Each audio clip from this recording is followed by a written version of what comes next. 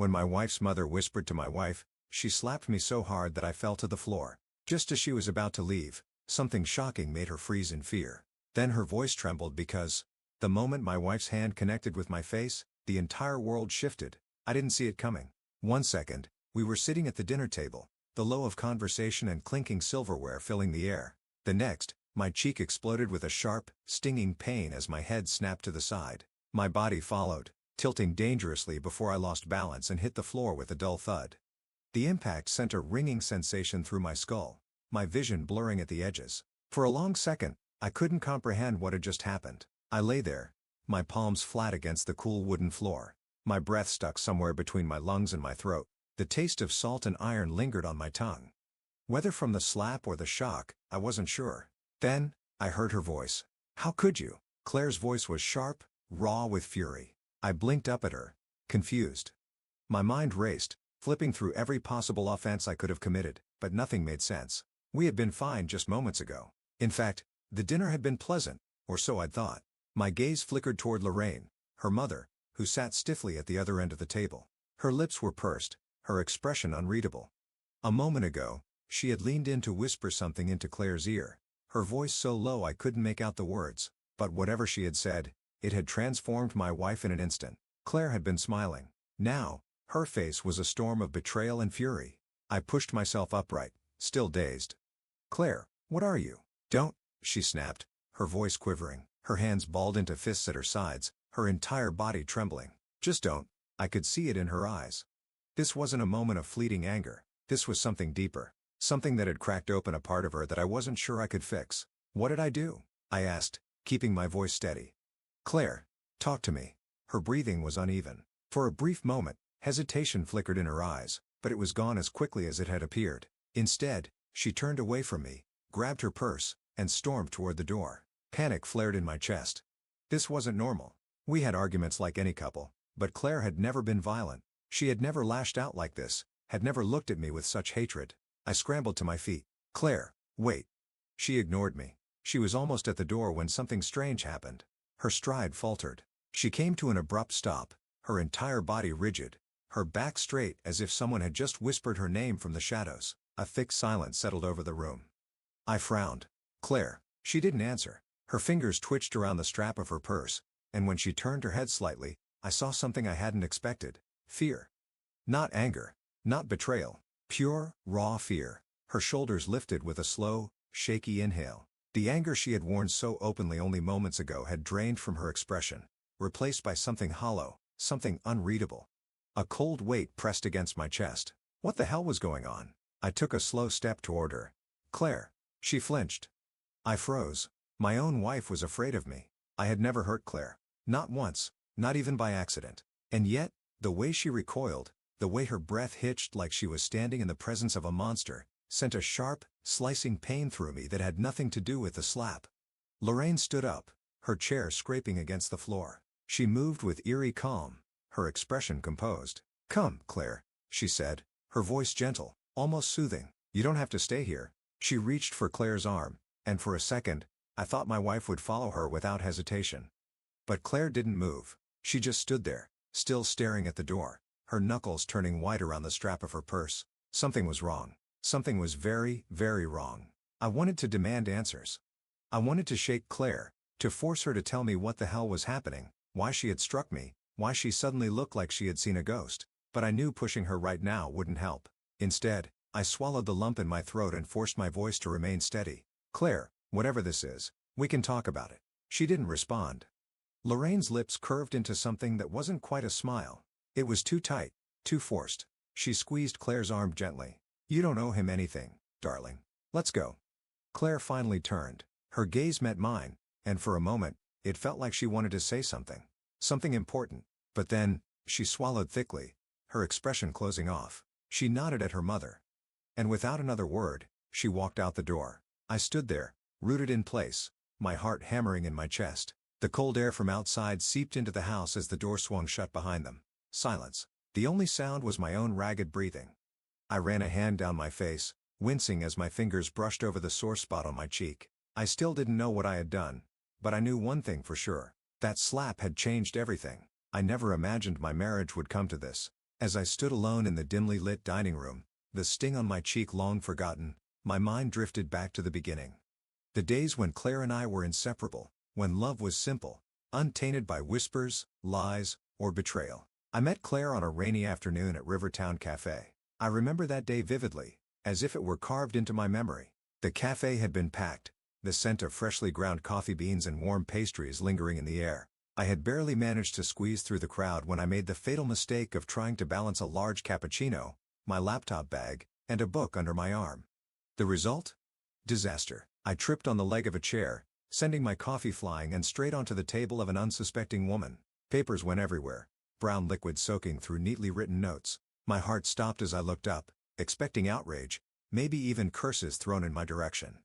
Instead, I found Claire. She blinked at the mess before slowly lifting her gaze to meet mine.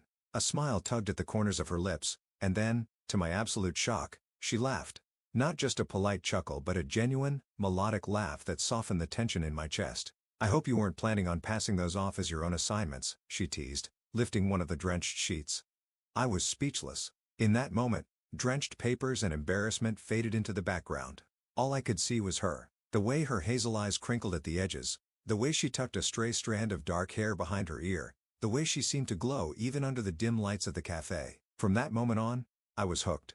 We spent hours talking that day. She told me she was a high school English teacher, passionate about literature and poetry. I told her I worked in finance, a job I found dull but necessary. She laughed at my dry sense of humor. I admired her boundless optimism. We were opposites in many ways. Where I was cautious and logical, she was free-spirited and adventurous. But somehow, we fit together seamlessly, like two puzzle pieces destined to meet. Our love story unfolded effortlessly. Dates turned into weekends together. Weekends turned into moving in. 1 year later, I got down on one knee in that very same cafe, holding out a ring with shaking hands. Claire had tears in her eyes when she said yes, her voice barely a whisper. Our wedding was small, but beautiful. She wore a simple, elegant dress. And as she walked down the aisle, I remember thinking that I had never seen anyone more breathtaking.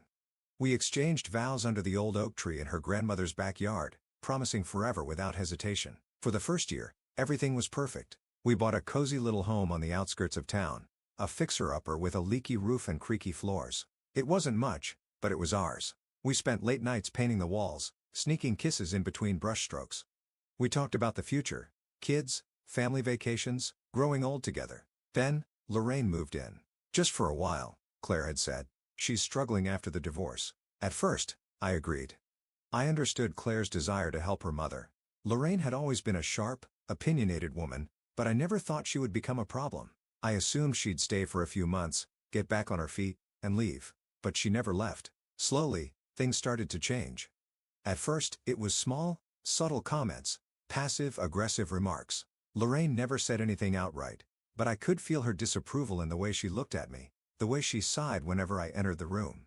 "You're lucky Claire settled," she once muttered when she thought I wasn't listening. She could have done so much better. I tried to ignore it, to brush off her remarks as the bitterness of a woman who had lost everything in a nasty divorce. But Claire started changing too. She used to be warm, affectionate. Now, she was guarded, distant. I'd come home from work, excited to tell her about my day, only to find her sitting with Lorraine, whispering. If I asked what they were talking about, Claire would glance at me, her expression unreadable. "Nothing important," she'd say, but I knew that wasn't true. The worst part was that I couldn't pinpoint the exact moment Claire stopped seeing me as her husband and started seeing me as someone else. Someone untrustworthy. Someone she questioned. Lorraine had poisoned her against me, drop by drop, day by day, until the Claire I knew was barely recognizable. I could feel myself losing her, but I didn't know how to stop it. The moment at the dinner table, the slap, the rage in her eyes, was just the final confirmation of something I had feared for months. She wasn't mine anymore. Not entirely. And the worst part? I still didn't know what Lorraine had said to make her snap like that. As I stood in our empty dining room, staring at the overturned chair from where I had fallen, a crushing sense of helplessness settled over me. My wife, the woman I had built a life with, had looked at me as if I were a stranger. I needed to find out why. I pulled out my phone and stared at the screen. Who could I talk to? Who would believe me? Marcus, my best friend since college.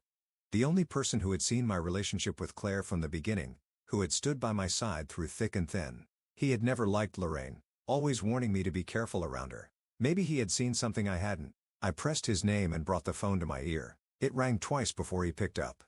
"Hey man, what's up?" His voice was casual, but I could hear the underlying concern. I never called him this late unless something was wrong. I exhaled slowly. "Claire hit me." There was a long pause. "Then what?" "She slapped me. Out of nowhere. We were at dinner, and her mom whispered something to her. And the next thing I know, I'm on the floor." Marcus cursed under his breath. "What did she say to her?" "I don't know," I admitted, "but whatever it was bad." Claire looked different, like she was afraid of me. A long silence stretched between us before Marcus finally spoke. "You know what I've always said about Lorraine?" I swallowed. "Yeah. She's playing a long game," Marcus muttered. "And she's winning." I clenched my jaw. I couldn't let this be the end of my marriage. I needed answers. I needed the truth.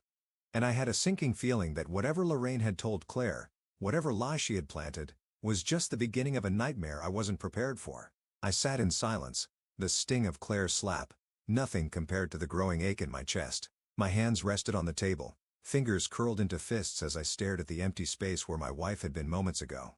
My mind raced, replaying the last few minutes over and over, searching for an answer, any answer that could explain what had just happened. Claire had never hit me before, not once, not even in the heat of an argument.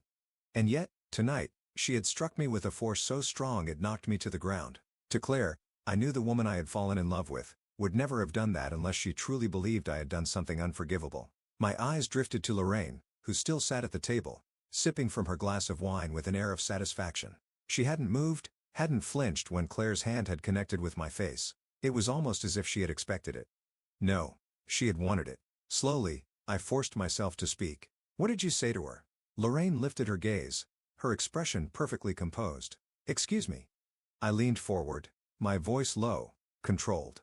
"You whispered something to Claire, and the next thing I know, she's slapping me like I just confessed to some horrible crime." "What did you say?" Lorraine sighed, setting her glass down with an exaggerated shake of her head. "Honestly, dear, I don't know why you're looking at me like that. I didn't make Claire do anything. If she reacted that way, perhaps you should be asking yourself why." I clenched my jaw. Lorraine was a master manipulator. I had known that since the first time I met her. She didn't attack with outright hostility. No, she preferred something far worse. She planted seeds of doubt, whispered lies in the shadows, twisted words until reality bent to her will. And Claire, my beautiful, strong, intelligent wife, had fallen for it. I forced myself to take a deep breath. Getting angry wouldn't help. I needed to focus. I needed to understand what Lorraine had done, how she had gotten into Claire's head so easily. Then, something caught my eye. A small object lay on the floor near the leg of my chair. At first, I thought it was just my wallet, which must have fallen from my pocket when Claire slapped me. But then, I noticed something beside it. A letter. My heart nearly stopped. It wasn't just any letter. It was that letter, the one I had buried in the back of my desk, hidden away for years. A letter I had never intended for Claire to see. A chill ran down my spine as I reached for it. My fingers trembling slightly. The paper was worn, the edges creased from years of neglect. I didn't need to open it to know what was inside. I already knew every word by heart. And now, Claire did too. A sickening realization settled in my gut. Lorraine must have found it. She had given it to Claire. And whatever lies she had spun around it had been enough to make my wife snap.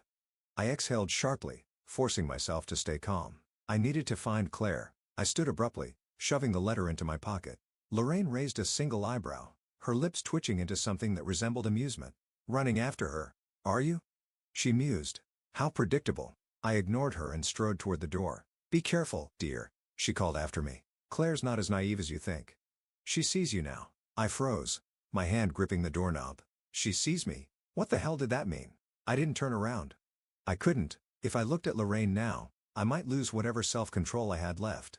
Instead, I stepped outside, slamming the door behind me. The night air was cold, but I barely felt it. My mind was consumed by one thought: finding Claire.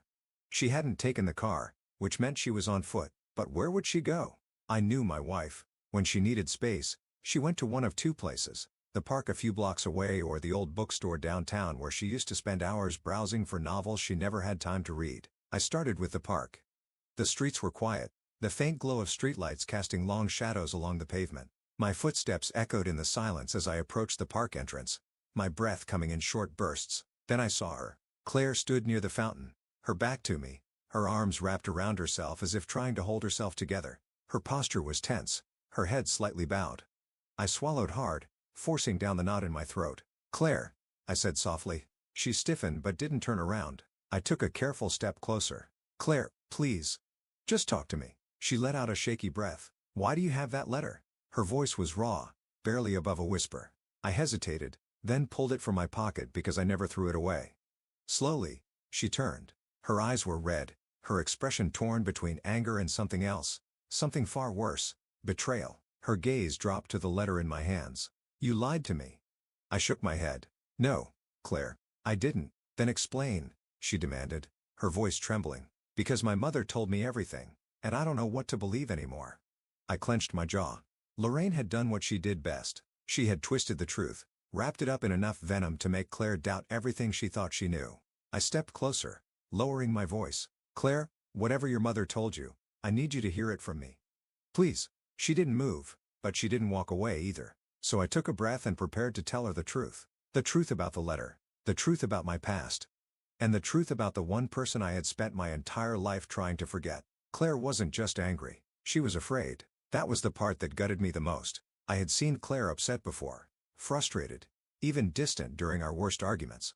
But fear? That was new. And it wasn't the kind of fear that came from uncertainty or misunderstanding. No. This was something deeper. Something that had wrapped itself around her so tightly that she was trembling.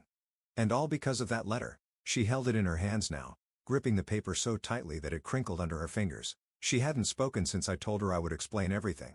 Instead, she just stood there, her breathing uneven, her gaze flickering between me and the worn envelope as if waiting for me to admit to some unspeakable crime. I took a careful step forward. Claire, I don't. Her voice was sharp, but it wavered at the edges. She shook her head, taking a step back. I need space. I can't be near you right now. The words hit harder than I expected. Space. It was such a simple word, yet in that moment, it felt like the final crack in an already fragile glass, ready to shatter completely. I swallowed hard. Claire, please. Just let me explain. But she wasn't listening. She clutched the letter to her chest as if it were some kind of shield, protecting her from the person she suddenly believed I had become. Without another word, she turned and walked away, her pace quickening with each step. I wanted to follow her. I wanted to grab her hand, make her look at me, force her to see that whatever Lorraine had told her was a lie. But something in me knew that if I pushed right now, I'd lose her completely. So I let her go.